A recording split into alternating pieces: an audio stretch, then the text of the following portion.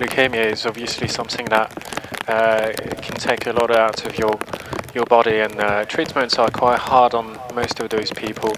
And sometimes one of the cure is bone marrow. So if you are thinking about donating bone marrow, I think you can find this on the internet. There's a register to which you can be, and you might be called one day to save a life, really. So a very important thing, and if you think that you can help, I'm sure there'll be someone very grateful here that will be happy to receive it. And I have not gone through this myself, but I am on the register and I'm just waiting for the call. I think we've got a bike already on the hill, right? Yeah, number 2 is absolutely launched. It had a 64-foot run of about 5 seconds, I would say. So that was looking pretty good. Now, I will say, I don't know why everybody in the paddock's worried about, you know, these tires with treads on them. These boys, and I'm not sure if there's any girls, but these boys, there is no tread. These are slick tires, folks, in the rain, trying to ride up a hill. And I thought being a rally guy was being nuts, but I think I may have found something that extended that a bit. But my hat's off to you for having to go with this. And we'll see if we can get a time. Where is our rider number 2 anyway? Yeah, he's already through Pardon, and he got quite a bit of speed on the exit of the Torres corner. Yeah, so, you know, I think we're going from 4 to 2 wheels, but it's still exciting, I think. It's just great, and he had already an impressive pace, so quickly followed by, I can't see a number from where I am, and I guess that's number 3? Number 3, yeah, there's an orange number on the shirt. So we've had number 2 is... looks like coming out of the S's, and number 3 should be somewhere down near you at the moment. Yes, he's already through Torres. I can see the number now as he's exiting the corner, and he'll be going up the gears through this to make sure that he's got all the power. Cycling is all about momentum and how you control your gears. The good cyclist knows how to anticipate a hill, and it's fantastic to have them today on the hill. He took a wide line on the exit of Pardon, carried the speed through the entry of the corner. Beautifully done. Yep, number 2 is absolutely fighting through semicircle. You can see he's starting to run out of puff now. But number 3 did carry a lot more speed through Pardon by going a little bit wider. Didn't get that steep part, sort of took the more of the smoother approach. So I'm going to try and find out if we can get a time out of this, so we'll see what happens. But number 2 is just heading across the line now. Number 4 is about ready to go. 3. Oh no, what we got? 5. I'm watching the countdown. I guess that'll be number 5. I've got number 4 already with me through Torres, Owen. And yeah, still going. And it's incredible if you know your bikes. I'm sure a few members of public today. And number 4's just took his tuck into the handlebars to carry a bit more speed and reduce the wind resistance. So yeah, you can use all the tricks. And fair play to those, having cycled myself quite a bit. You get wet, and when you get wet, you get wet, and once you're wet, then you just don't care anymore. So I think they're probably at this stage of the wetness that they can get to, and the rest is just keep going. So what you're saying is they're about as wet they can get, and they can get no wetter, so there's no point worrying about being wet. And once you're soaked up, that's it, that's done. You can't do more, and you're just going to have to deal with it. I'm going to say I'm impressed at the speeds they're coming through Pardon. Like, it's just not going out. It looks like when they come out of the S's, it's starting to slow down. I've got number 9 on the line, followed by number 10. I'm going to step away. You keep an eye on it for a minute. I'm going to go see if I can get some sort of idea what kind of times they're doing on this. I'll be back in a minute. Yeah, some fantastic runs, and yeah, they already. I think I'm up to number 6 or 7. I wish we had names that we had shared with us, but yeah, it's already going through the S's, and that is one of the steep bit of the hill that they're negotiating at the moment. And cycling is all about momentum, and trying to keep the pace up is what you're trying to do. And bikes have come a long way since, you know, the last century. Most of those bikes and people that will be riding those bikes today, those bikes are carbon, so you know we might have a lot of carbon in the single-seater car today that you'll have on the paddock, but there's probably as much carbon on those bikes today. And obviously the latest innovation for quite a while on the road bikes is running disc brakes. You know, disc brakes that were first introduced probably in the early 50s by Jaguars, but have also made their way onto bikes. Instead of using rim brakes, you're using disc brakes. Gives you much more consistent braking, especially under those wet conditions. I always care myself when I'm running on my bike when it's wet with rim brakes, because you get wet on your water on your wheels and you can't really stop your bike, and you got to sort of look at drying this up before you can get any braking power on those rims. And so the disc brakes are a lot more consistent, and when you make to having some speed down the hills, it's obviously something that you want to carry and have, because it gives you confidence to push before the corners, and you know, a lot more consistent is always something that you want to have on your braking performance. Hello. Hello. Hello. Right. I have no idea. This is how this is working. It's kind of like rallying this. They're starting at the top of the minute. They've got synchronized watches, and they write down the minute they start, so top of the minute. And then there's someone with a clipboard and a matching clock at the other end. So when they cross the line, they write the time they went across the line at, and then it subtract one from the other, and that gives you their time up the hill. But I couldn't find any idea how long this is taking, unless we can find somebody at the top with a radio to find out what it is. Unless I try timing them. Could actually time one, I think. Give us some idea. Well, and I could give you splits if I wanted to. I could give you a time between a Torres and Pardon, for example. But that wouldn't be the full course. No, and that would they're starting at the top of a second. I wonder if we could actually do this. But they are all on slick tires. Okay, most of them are using what do you call them? The rim brakes, and not the disc brakes. I've only seen one bike with disc brakes so far. So I think it's actually raining hard. Oh, this gentleman here, I'm not sure what number it is, but he's absolutely giving it some welly going up through the semicircle here. Yes, absolutely, Owen. And I've got an Aussie rider just in front of me going downhill, and then we'll just carry the speed through Pardon, and trying to make this as quick as possible through this bit. But it's always a hard one, and you probably want to go down a cog or two just to navigate this corner and the second part of the hill, really. So yeah, I mean, I'm watching them go through Pardon, and there's got to be like the grip on the tires, that because they're not.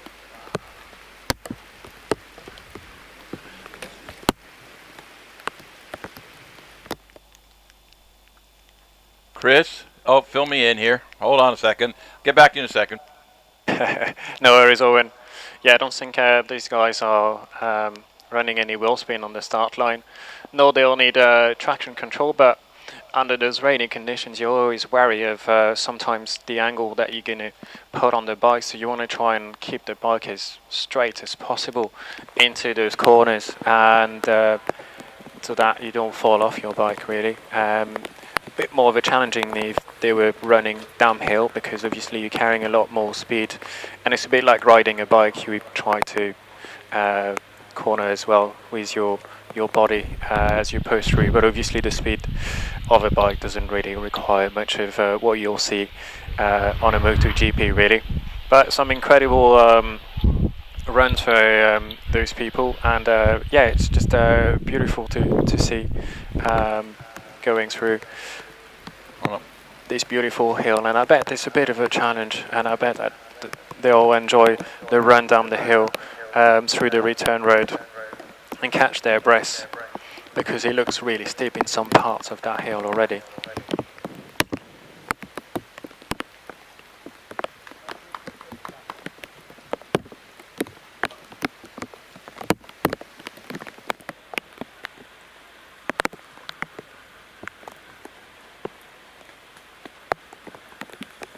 Right, the gentleman just going up into Pardon right now is actually Chris. I've got someone who's sort of feeding me a few names. I still can't figure out the timing yet. There's someone hiding in a hedge up at the top, and there's no communication at the moment. The black and white riders you'll see kitted out. They are actually members of the organizing club that's organizing this. The other riders have entered and come from other clubs just to take on this challenge. They've never done it before, so this is something new. Is there anybody in the paddock that wants to have a go at this? Right now, I just saw everybody's going, shaking your head, no way, or hiding somewhere. Everybody just ran south for the winter. So, yeah, the V-Sprint is the club. Benoit are the ones that actually organized it, and you'll see them in black and white. Yeah, I can see lots of them in my sights around the course. So, yeah, fair play for standing in the rain, everyone. Today, Owen, what I've started to do is I'm going to start to give you some split times between Torres corner up to semicircle. And we can sort of compare whether there's a big difference. This will be unofficial time, everyone. This is just us trying to figure out pace of different riders. Well, you try that. I'm going to actually try and see if I can do from start to finish. I'm going to be brave. And why have I got a stopwatch? It's analog. All right, hang on. So Yes. I've got bike 18. I'm gonna hit the start button as soon as it goes, just to give us an idea. You keep some splits going. Yeah, fantastic. Owen. Right. Okay. I've got 18. I've got on the clock, so I've got to keep an eye on that one. Unfortunately, it's black and white, so just keep an eye on 18 for me, and let me know. We'll get some idea. This is all unofficial, folks. We're just trying to figure out if they can beat any of the cars up the hill.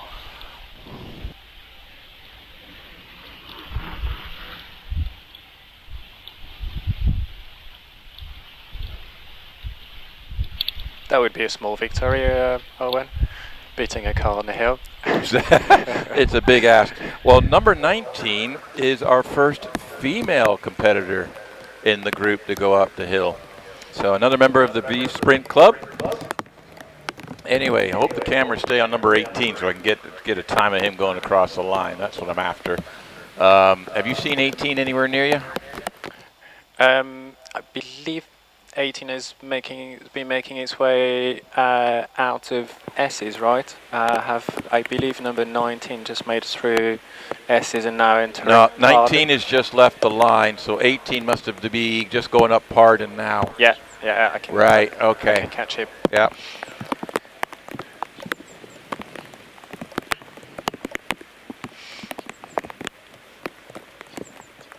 I will say to our listeners, we have all ages and both male, female, and assortment of everybody else. And a gentleman that's just come back down the hill, pick up his water bottle.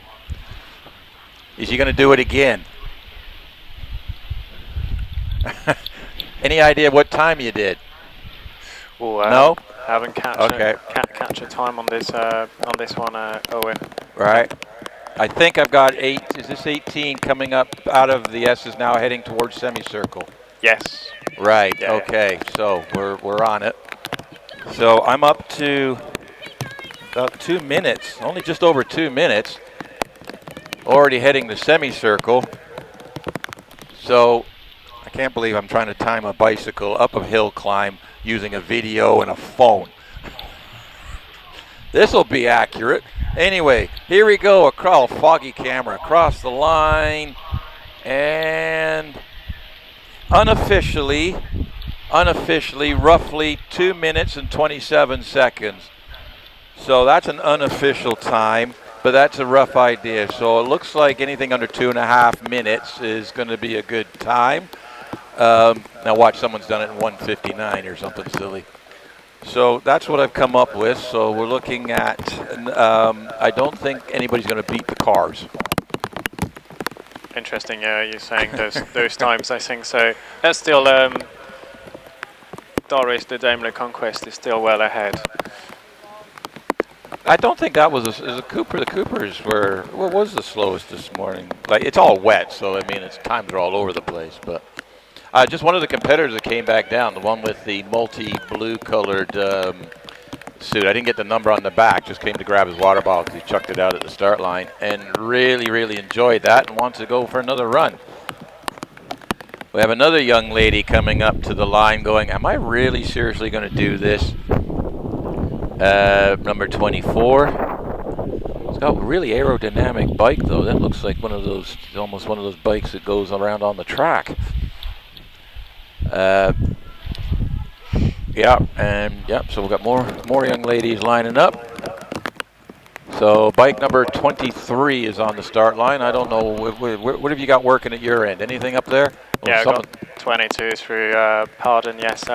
Yes, are you saying that we've got like a real aero bike, full on blanked out rims for aero? Is that this is young lady. This is number 23. She's about to ready to get shoved in here. 24, wearing white and maroon. The bike is white. The wheels are black, but like the rear wheel is you know, it's one of those. It's an aerodynamic frame. Let's put it that way. I'm going to put the clock on. I'm going to try and put the clock on. How do I reset that? Oh, that's how I do it. So I'm going to put a timer on again. So we roughly, this is all unofficial, but just to, you know, bit of give you an idea that nobody beat the cars this morning.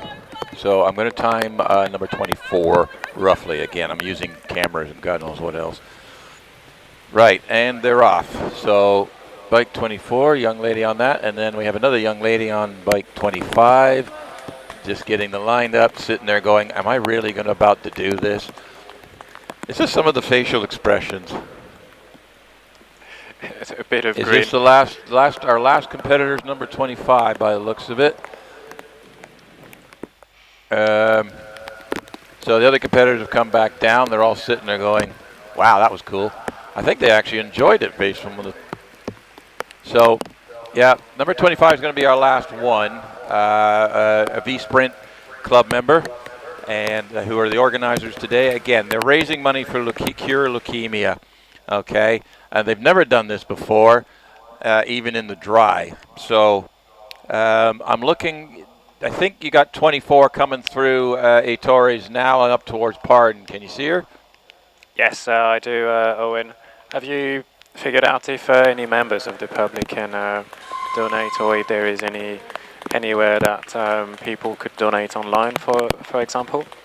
I don't have any online thing. The gentleman might tell me, but there is, the club is gathered over, I believe, on the other side of the Bugatti Owners Club, where the public parks and everything, and they will happily take any donations. There's a bucket over where the organizers are based, which is just on the other side of the Bugatti Trust building. Right, where is my young lady in the white and maroon, number 24? Well, already exiting the S's from what I can see, and yeah, fair play to everyone today on the hill who's been taking on to this challenge and raising money for Cure Leukaemia. Very well done to all of you. It's a fantastic event, and really nice from Prescott to make those allow those people to run up the hill. Yeah, absolutely. The organizer's actually down here has been telling me a few things. So the young lady, number 24, is just coming around semicircle. I do have the clock on her the best I can. Going across the line, this is completely unofficial because I'm in a fog. But somewhere around 2:24, 2:25. So actually a bit quicker. Good run. Be interesting to see what the fastest time was at the end of the day. But, well, number 25, we've got one more cyclist, young lady supporting from the V-Sprint Club, which are the organizers of this challenge. And, yeah, I talked a couple of competitors come back down and going, you know, a couple of them want to do it again. I thought they were nuts the first time, but nobody fell down. The bikes are on slicks, so I don't know why we're worried about cars on slicks this afternoon. But my hat's off for them to tackle this challenge and raise money for a good cause, Cure Leukemia. If you'd like to donate something, they've got a bucket down by the Bugatti Trust, where they're all gathered down there, the organizers. You'll see the cyclist, the organizer, wearing a red top with V-Sprint written on the back. And thank you very much. My hat's off to all the competitors for having this challenge. Come on, we got one more young lady. She's just coming out of the S's right now. Let's just cheer her on to the end. And, yeah, really fighting that part of the hill. That's really getting into the hard part. It seems to be, once they get to the S's, it's sort of like, suddenly it's like hitting the wall. So, can you see her? Yeah, it's a long climb from Pardon, and it's all uphill up until semicircle, and it's only when you get towards the end of that corner that it starts to flatten out. And sometimes the small gradients that goes for a long time are really difficult to navigate, because it's a very intense effort for a very long time. And that's probably what all those riders have been feeling. Sometimes a short, steep uphill is easier to navigate, I found, and it's always a tricky one to negotiate. Fair play to everyone. And she crosses the line. Finished. Well done to all the competitors. Well done. And once again, we thank the V-Sprint Club for organizing it. They thank Prescott Hill Climb for allowing the event to take place. It's all raising money for Cure Leukemia. If you'd like to donate, they've got the buckets and information down just by the Bugatti Trust building.